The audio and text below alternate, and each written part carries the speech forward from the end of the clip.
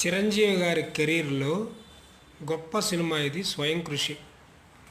ఎందుకంటే ఇక్కడ మనుషులంతా ఒకటే, ప్రతి ఒక్కరికి ఒక వృత్తి ఉంది. నేను ఇప్పుడు మాదిగ క్యారెక్టర్ చేస్తున్నాను అంటే ప్రేక్షకులు, అభిమానులు, కొంతమంది సినిమా ఇండస్ట్రీలో కూడా ఎందుకు ఈ క్యారెక్టర్ చేయాల్సిన అవసరం ఏముంది అంటే ఇక్కడ మనుషులంతా ఒక్కటే, భారతీయులు తక్కువ కాదు, ఎందులోనూ ఏ విషయంలోనూ. చెప్పులు కుట్టడం అనేది చాలా పెద్ద కళ.